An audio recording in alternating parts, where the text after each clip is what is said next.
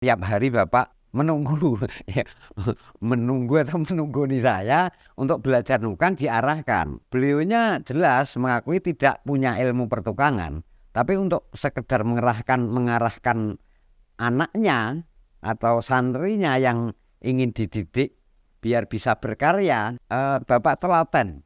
Jadi Abah Mahfud telaten tiap hari nungguni saya, ngarahkan, dah saya kerja.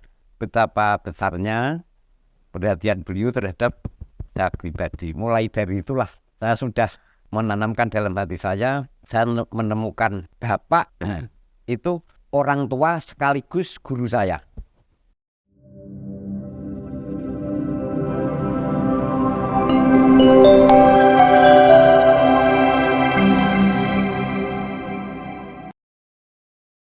Assalamualaikum warahmatullahi wabarakatuh.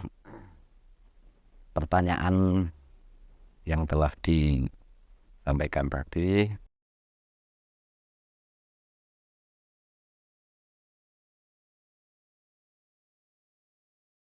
coba saya akan jawab semampu saya, seingat saya, ya. Jadi biar nyantai saja, tidak terkesan terkesan serius atau resmi ini ya, untuk terkait dengan siapa sosok Abah Yai Mahfud Ridwan khusus di pribadi saya dari dulu sampai sekarang, dari mulai saya ikut mengaji di Indalem sebelum ada pondok pesantren, sekalipun pada waktu itu saya ngaji sekedar ikut-ikutan. Wong ngaji pertama teko Fathul Mu'in dari Safinah urung, Fathul Qorif urung, teko ikut-ikutan ngaji Fathul Mu'in di dalam situ. Dulu dalamnya belum berubah seperti itu ya. Atasnya masih langit-langitnya masih bangun dulu di labur kayak gitu. Nah itu saya ingat betul, itu sekitar kurang lebih tahun 1983.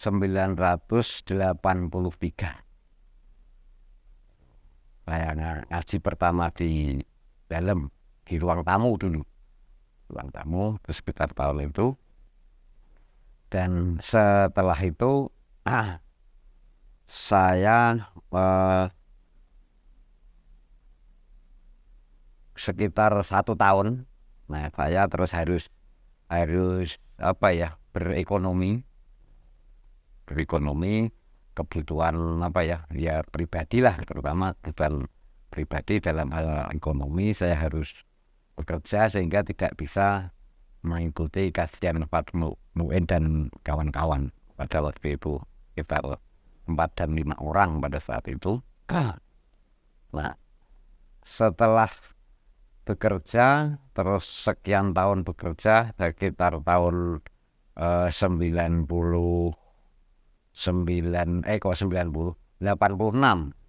saya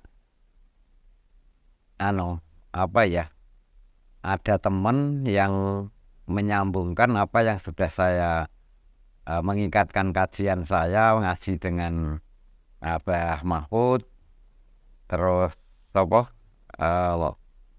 Yai Mahasin. Nah itu dulu ngaji jurumiyah saya sama Yai Mahasin. Nah itu saya punya niatan dan izin minta doa restu untuk di Trenggalek sekitar 1,5 sampai 2 tahun di Hidayatul Tulab Trenggalek. Nah ketika pulang kok saya mendengar Abah Yai bikin gedung. Dulunya belum pesantren ya, jadi dari gedung itu Yayasan Desaku Maju. Jadi mau memberdayakan potensi-potensi para santri seniornya Bapak yang terkait dengan mahasiswa ya, sekaligus jadi santri senior pada saat itu mendirikan yayasan Desaku Maju. Nah terus ada yang mengaji ya pada waktu itu masih muridnya masih sekitar 20 sampai 30 orang pada saat itu. Nah saya nggak pulang ke nggak mondok lagi ke Trenggalek karena mendengar dan melihat langsung ternyata Abah Yai Mahfud sudah mendirikan gedung Yayasan Desaku Maju dibuat ngaji kan begitu. Nah terus mulai sejak itulah menyimpulkan apa namanya menyimpulkan Wisma Santri Edi Mantoro gitu ya begitu.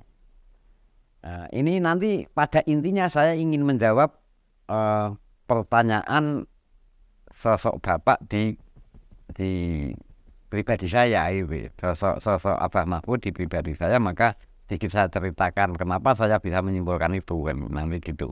Sambungannya begitu. Jadi ini tidak melenceng dari pertanyaan itu enggak, tapi nanti ada kaitannya erat dengan kenapa saya bisa mendudukkan Bapak nanti yang akan saya sebutkan gitu ya. Nah, itu sejarahnya begitu. Nah, ketika sampai pada tahun 89 Yayasan Desaku Maju habis berdiri, terus saya tahun 89 akhir itu ikut mengaji, itu proses belajar mengajar yang santrinya sekitar itu 20 sampai sekitar 20-30 orang itu di aula itu. Nah, terus secara langsung saja, alamiah saja, saya karena dulunya sudah biasa ngaji di dalam tanpa diantar orang tua disuwankan, tapi saya seolah-olah di dalam itu sudah sudah terbiasa kayaknya begitu ya, alamiahnya begitu. Nah terus rutinitas keseharian ya saya ikut ngaji, terus diutus sama ibu suruh apa gitu ya, suruh belanja pertama gitu ya, terus ikut Abah Mahfud bersih saya ya ikut ambil sapu, ambil ikra itu diambil dadahnya. Nah, terus saya di dalam ada cucian piring ya, ada sasan, nak wong Jawa no sasan. Nah itu ya teko tak sai gitu, ada lantai kotor ya ambil sapu dibersihin, terus ada hal-hal yang menurut saya harus dipegang ya dipegang, ditangani gitu.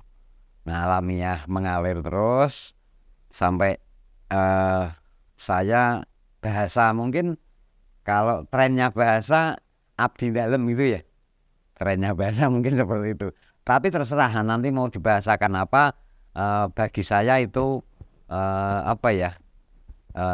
hanya sebatas istilah atau apa, dikategorikan apa terserah.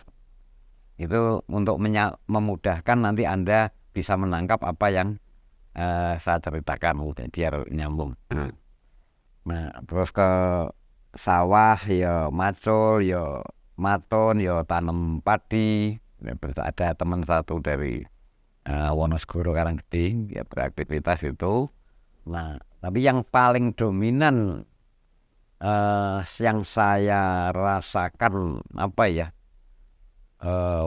yang dominan itu dalam arti mempunyai nilai tertinggi di pribadi saya itu dalam bidang keuswahan, keteladanan, tidak ada rincian secara khusus, tapi global saja tidak usah dipertanyakan, karena nanti termasuk apa yang saya sampaikan itu juga kesadaran dari uswahnya atau keteladannya Mbah Yai. Terlepas saya pribadi masih jauh untuk ingin mengikuti jejak beliau, itu saya merasa masih sangat jauh, tapi hati saya tidak bisa lepas dari itu. Dan mulailah itu asar-asar yang beliau sampaikan, berikan kepada saya pribadi itu mulai dari awal ngaji. Di situ sekitar 1 minggu yang akan datang itu Bapak ingin mengadakan pertemuan LSM, Lembaga Swadaya Masyarakat, yang terdiri dari tadi kelompok atau organisasi yayasan di Saku Maju tadi. Nah, itu terus Bapak pas ngaji itu sing iso nggih meja sapa kan gitu. Nah, terus ada santri putri, karena dulu ngajinya bareng, putra putri itu bareng. Terus ada yang bilang Sofari kan gitu. Ya wes esok gawe meja kan gitu. Nah, setelah itu saya pulang ke Gedangan, bapak saya punya pasah serut manual, terus banzi, terus geraji potong. Nah, itu saya ambil, saya pinjam sama bapak. Bapak kalau nggih ngambil Pak ding bar bapak. Saya manggil orang bahasa Pak. Pak kula aja ngambil banzi kali pasah kali godhok. Di apa to diutus kalian Pak Yai kendamel ki meja. Ya wis kon kabeh. Jadi semua yang dimiliki oleh Pak saya itu alat tukang yang manual itu seadanya suruh bawa semua. Terus saya bawalah ke sini pagi-pagi, saya mulai ngandereke atas dawe Abah Mahfud. Mulai dari situ hampir tiap hari mulai bikin meja, motong kayu harus ukurannya seberapa gitu ya. Itu harus ada Abah Mahfud terus itu tiap hari. Terus saya baru berani motong. Nah, kalau sudah diarahkan ukurannya ke semene sob. Oke Bapak. Tandang, potong-potong. Nah, singkat cerita pada saat itu bertahun-tahun terus menerus sekitar kurang lebih 3 tahun. Nah, itu tiap hari Bapak nunggoni apa bahasanya? Menunggu atau menunggoni saya untuk belajar nukang diarahkan. Beliaunya jelas mengakui tidak punya ilmu pertukangan, tapi untuk sekedar mengarahkan anaknya atau santrinya yang ingin dididik biar bisa berkarya lewat kehendak Allah Ta'ala, itu Bapak telaten. Jadi Abah Mahfud telaten tiap hari nunggoni saya, ngarahkan, dah saya kerja. Terus tiap hari begitu sampai ada cerita yang menurut saya itu mungkin kalau saya nggak mampu melakukan. Jadi Bapak saking menikmati atau menyikapi untuk semangatnya mendidik saya, itu diparani mahasiswa disusul mahasiswa. Bahasanya begini, saya masih ingat betul. Nyun sewu Bapak jenengan nonton jadwal di kampus seperti itu. Lah Bapak ngendikone piye? Ya mesti dilengkas. Itu saya masih terngiang sampai sekarang bahasa itu. Nah, betapa besarnya perhatian beliau terhadap saya pribadi. Mulai dari itulah saya sudah menanamkan dalam hati saya menemukan Bapak itu orang tua sekaligus guru saya. Karena saya sudah yakin mulai sejak itu saya menemukan menemukan jati diri saya inilah jalan yang harus saya tempuh, saya lalui. Sebelumnya dari mulai tahun 83 sampai 86 ya sekitar 3 tahun itu ya wis melanglang buana dulu. Nah, ketika pulang ngaji sini didik Bapak diarahkan Abah Mahfud sampai segitunya sehingga tertanamlah diri saya merasa menemukan orang tua sekaligus guru.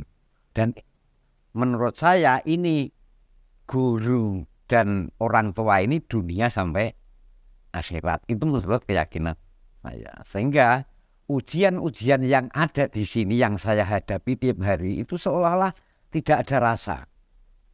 Yang semua saya lakukan, saya tidak merasa terpaksa sedikit pun dalam melakukan aktivitas sehari-hari.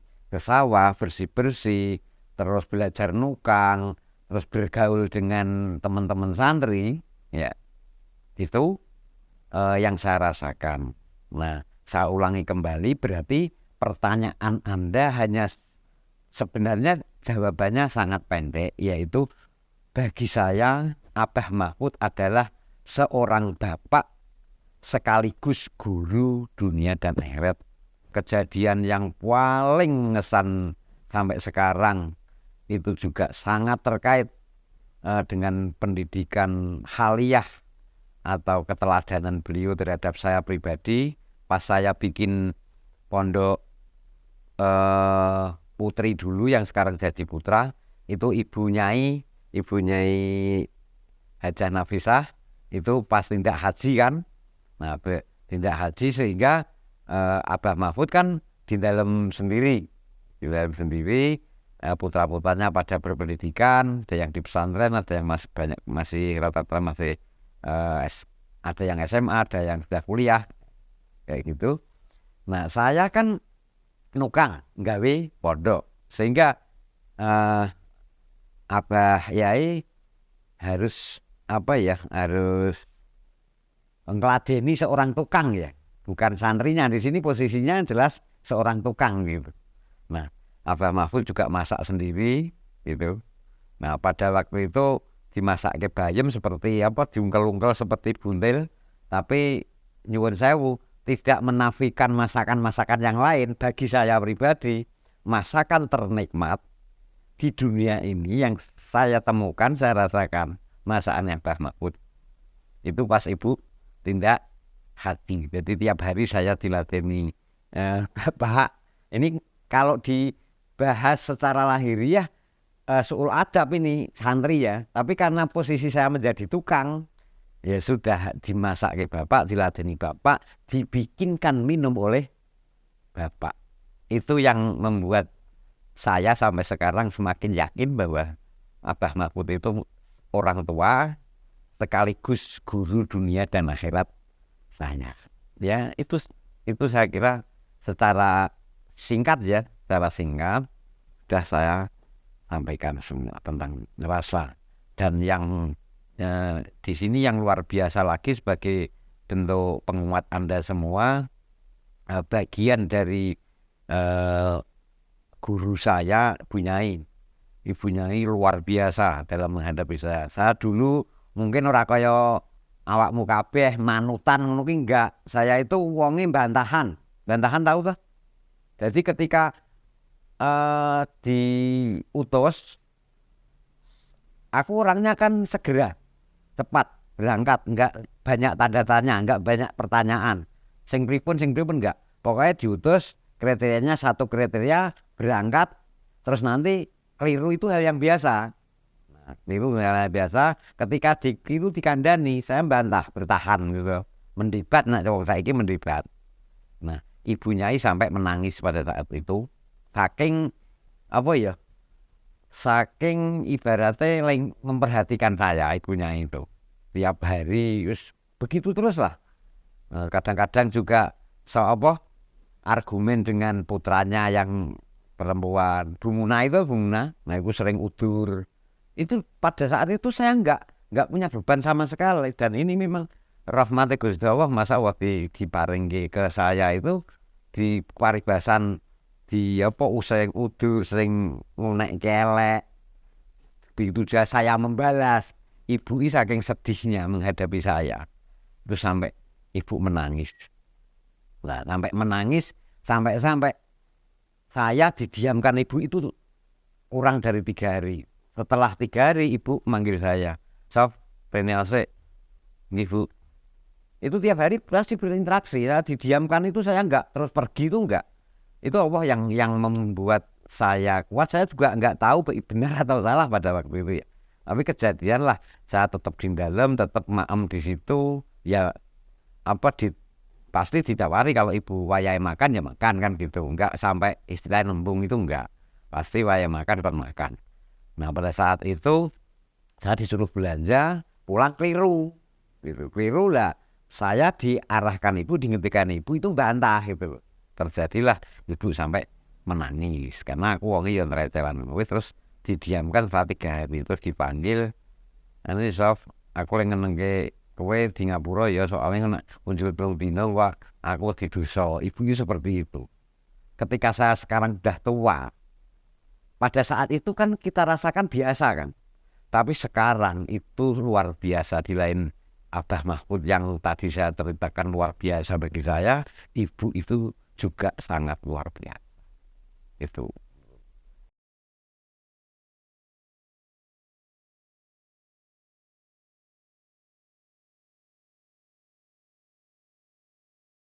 Pada prinsipnya seorang Abah Mahfud, santri siapapun santrinya, begitu juga putra dalem, itu tidak ada beda.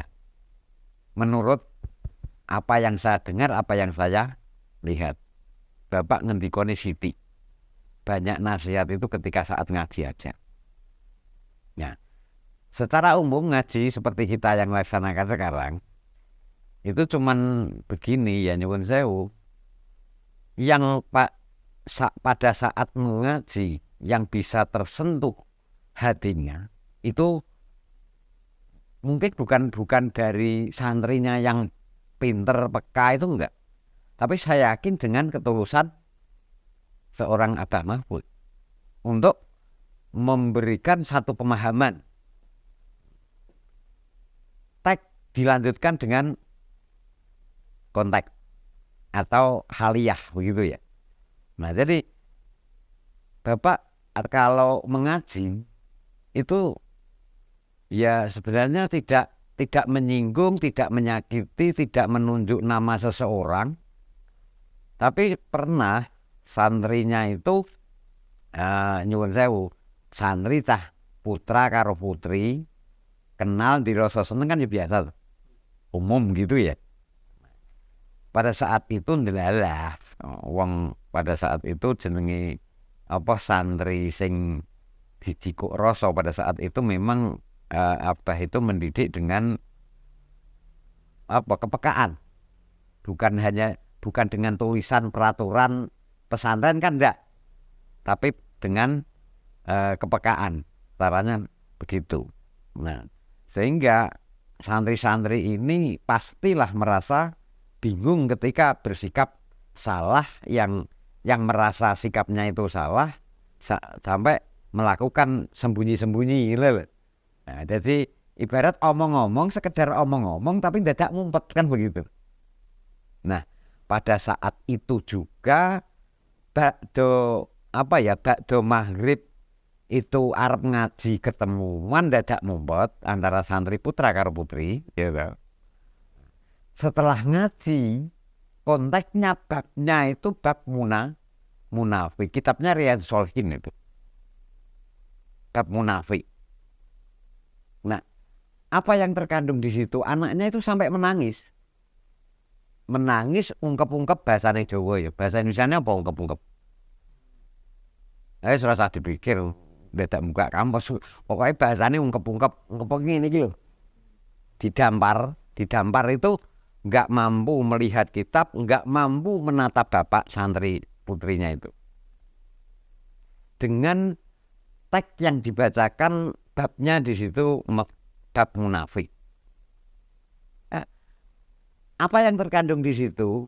Ketika seorang guru, seorang tua yang menasihati anak-anak dengan tulus, ikhlas, tanpa embel-embel apapun untuk kepentingan pribadinya, maka Allah akan menggerakkan dengan kesungguhannya juga hati seseorang itu. Luar biasanya saya hampir tiap hari sering ketemu anak perempuan itu seperti saudara sendiri. Menangisnya anak itu sampai setiap sholat itu sekitar 3-4 hari itu masih menangis kalau ingat nasihatnya Abah Yai lewat keterangan Kab Munafik tadi. Itu menangisnya tidak pada saat itu aja, tapi 3-4 hari itu setiap habis sholat itu masih merasa menyesal, masih merasa gelo lah bahasa Jawa ya. Jadi penyesalannya masih. Nggak tahu yang terkandung di hati teman kita itu, nggak tahu seperti apa. Intinya keluar tangisan gitu ya. Nah, itulah bentuk apa peran seorang Abah Mahfud kepada santrinya. Semuanya sama. Saya pun ketika di apa namanya di ngaji ya sama, tapi dengan porsi yang berbeda mungkin. Ketika itu kalau saya kan misalnya di gasai itu kan gasai paham tak? Disindir ya, disindir, dimajas istilahnya begitu. Nah itu ya teman-teman pada apa jenenge ketawa lepas gitu ya, wah kan gitu. Nah, jadi kalau dulu Bapak menasihati santrinya secara umum sama arahnya. Salah satu contoh Bapak itu tidak pernah menyuruh santrinya puasa neko-neko. Yang diperintahkan ya Senin Kemis itu aja. Puasa sunnah maksudnya ya. Puasa sunnah yang diperintahkan Senin Kemis itu sudah bagus kalau bisa istiqomah, nggak usah mutih, nggak usah ngepel gitu loh, nggak usah ngerowot gitu. Nah itu Bapak ngendikone tetap kayak begitu. Bukan menyalahkan yang begituan enggak, tapi kalau puasa Senin Kemis saja. Kalau Syawal yo bodone pas riyaya pertama rasa poso se upaya badan yo maem se, yang penting puasa 6 hari masih di bulan Syawal begitu lah. Pak ngomongnya seperti itu lah. Jiwa ngomongnya Bapak itulah ya sampai sekarang menjadi Bapak menurut saya orang tua sekaligus guru dunia dan Bapak. Seperti itu. Saat di hadapan santri kan sama, tidak ada bedanya. Bahkan terhadap putranya beliau sama, penyikapannya sama. Artinya rak tahu ngendika kasar, rak tahu apa ya, ndukani rak tahu. Ora pernah ndukani pula. Jadi pernah ada santri apa nyedengi nak milik wek koncone apa jenenge? Ya gosok iso, tapi sampai mengambil hak milik orang lain lah. Nah, sampai mencuri ada yang pernah, tapi nah, terus gini, Masya Allah. Jadi kalau kita sebagai pengurus kayak kan mau langsung menghakimi ya, menghakimi orangnya itu. Kalau Abah enggak, ini saya rasa kesusu, awake dhewe kudu teliti, hati-hati. Ibarat bocah neng kene kuwi di nak carane bengkel kuwi didandak. Lah awake dhewe kudu goleki ngerti penyakitnya apa. Nah, tolong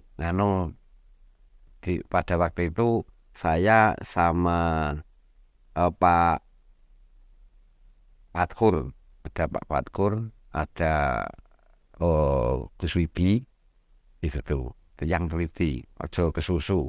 Jadi tolong mengko ana sing survei utawa ning gone ngecek kondisi orang tuanya. Anak ini kondisinya sebenarnya orang tuanya seperti apa.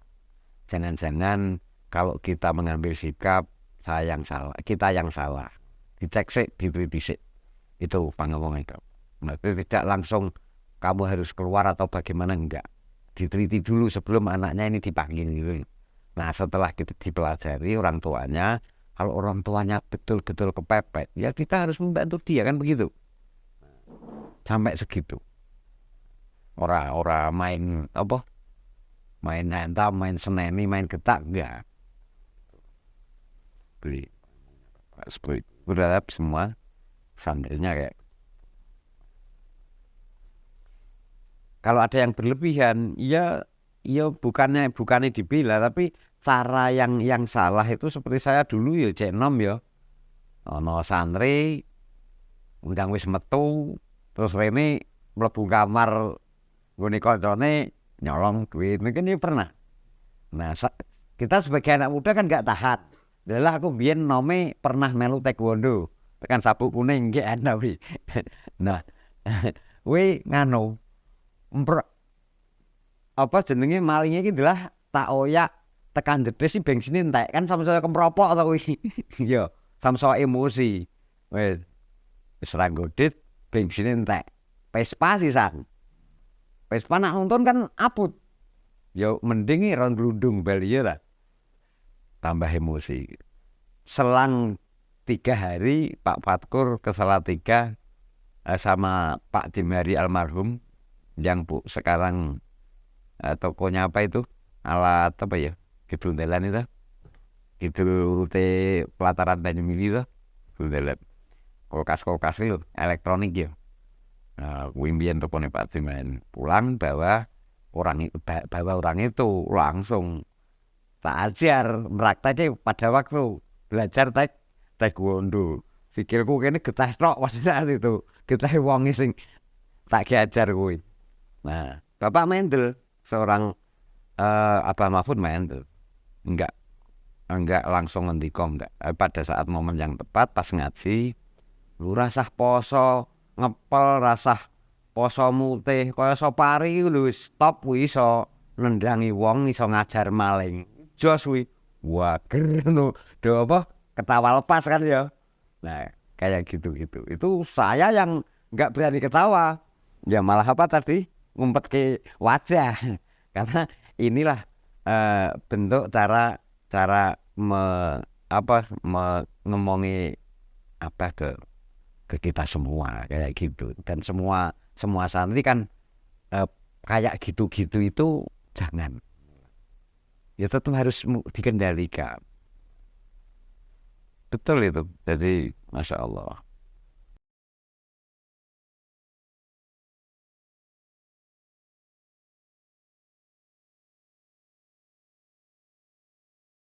Ya itu pasti. Itu pasti. Dan bahasa itu tidak bisa difokuskan oleh putranya atau santrinya atau ini umum. Jadi ngomongnya Bapak itu kepada seluruh masyarakat yang ada.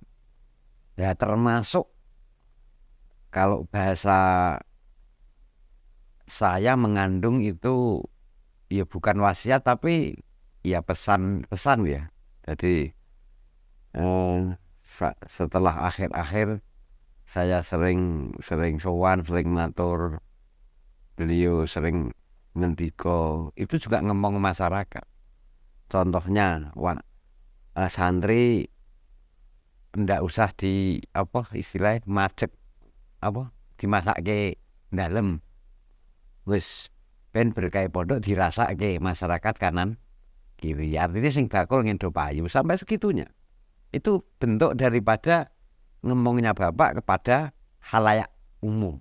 Bukan hanya keluarga dalam, bukan hanya santri, tapi itulah apa yang aku. Dan itu sudah terbukti, tidak hanya di tingkat sini, sudah terkenal sampai sekarang mencari sosok apa ya seperti beliau ini tidak mudah. Banyak santri-santri seniornya bahkan ibaratnya bukan santri di pondoknya tapi begitu sowan ngrungokke apa nasihatnya terus bisa mempunyai kesimpulan memang beda gitu.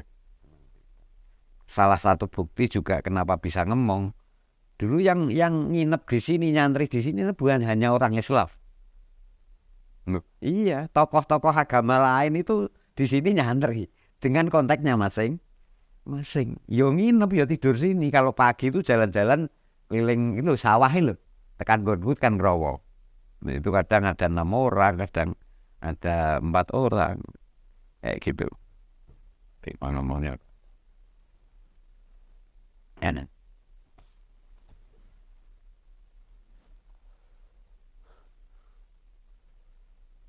Ya, jadi jiwa pangemong yang sudah ditulis di apa namanya? Di di biografi itu tidak bisa dipungkiri. Sampai santri ini dijejeli bahasa dengan bahasa saiki digawe karo Gus Hanif Khodimul Ummah. Kalau Bapak dulu bahasanya bukan Khodimul Ummah tapi pendamping masyarakat. Pendamping masyarakat itu piye toh? Wong iki lho mampune iki dadi mateyan. Yo candango dadi mateyan. Mateyan paham to? Mateyan. Ora paham. Mateyan nek ana wong mantu tukang asah sing godhog wedang ngono iki lho. Ibarat itu. Nah, terus bahasa sing nganu ya majas lagi ibarat mampune pentongan cilik ya nuthuk pentongan cilik.